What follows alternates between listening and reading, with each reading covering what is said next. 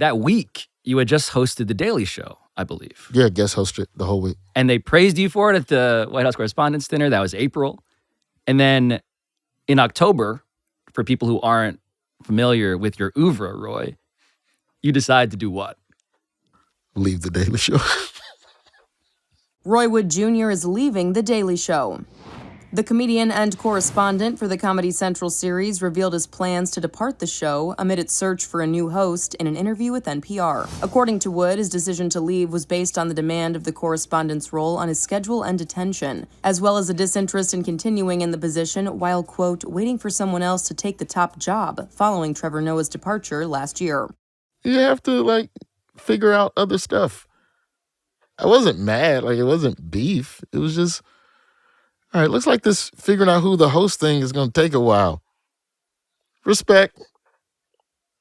I'm going to go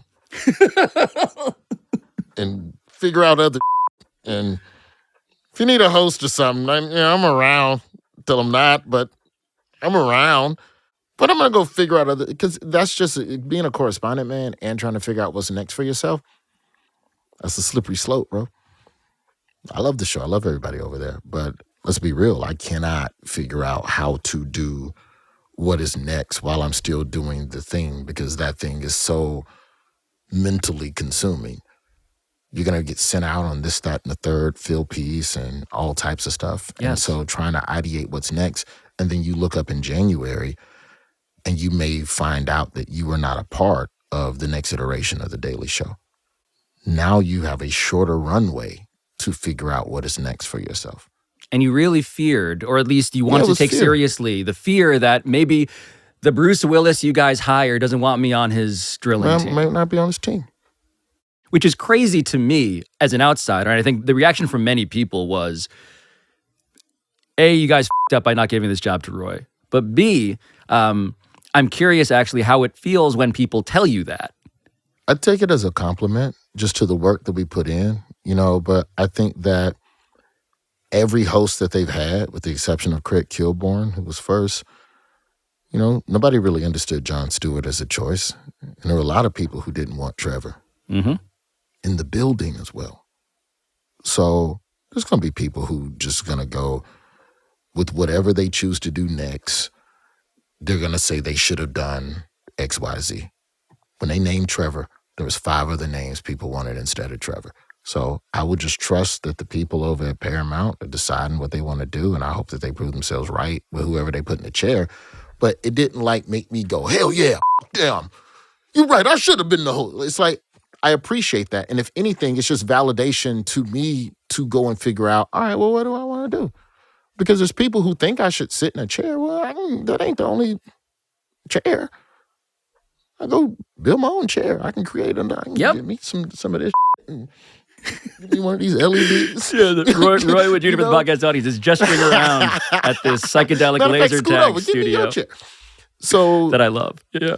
When people say that to me, I take it as a sign of appreciation for the work that I put in, and meaning that there's still people out there that care what I have to say about stuff. I just have to figure out the most efficient way to go out and do it. So in the meantime, it's TV, it's film, trying to sell scripts in that regard, because I still like doing that as well. That's the other thing. I don't want to just sit and yell all the time about politics. I've enjoyed not being completely plugged into everything.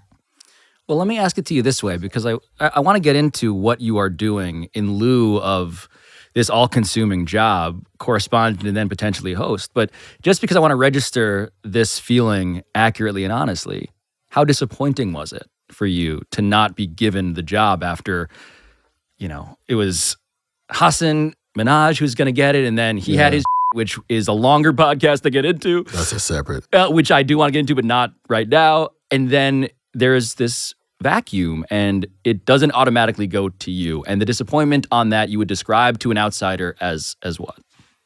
It wasn't disappointing. It was just more affirming than anything. I did morning radio for about 12 to 14 years while I was doing stand-up. Let's just say 12 years, and there was some gaps in there.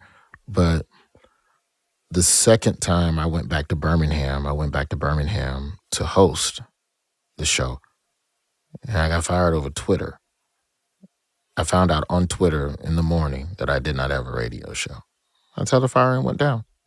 And you go through all the gamut of emotions and anger. And you know, in hindsight, I understand why I didn't like how, but I understood the why. And a lot of it boiled down to, at the time, I'd booked a sitcom. The sitcom won a second season. I was going to be spending more time in Los Angeles. I was going to be a host that would have one foot out. Now, when you look at the way radio is done now, it's the norm for somebody to not be in town half the time. Mm-hmm. But in those days, for the type of radio DJ they wanted somebody that would be in Birmingham, boots on the ground. I couldn't. So, but in the moment, it hurt and I was angry. But then you just recognize it's business. It's all business, man. You don't rock with me no more, and that's business. And that lesson just never left me. So, like, you start getting the anger, now you start thinking you deserve, you start thinking you owed. So if you owed something, then go get it for yourself instead of getting mad at somebody for not giving it to you. But what I couldn't do is wait around again to get Twittered again. You know what I mean?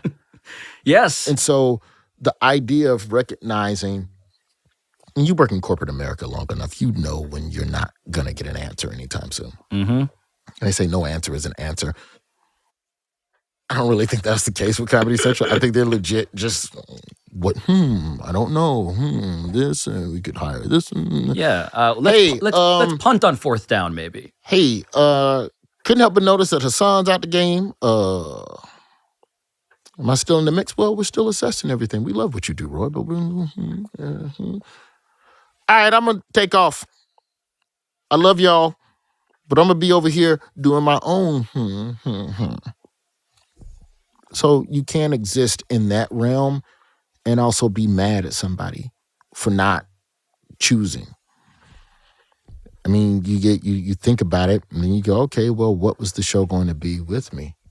Would they have even wanted that? I might have been walking into a big creative battle anyway. Had you dreamed on that? What you would have done? A little bit.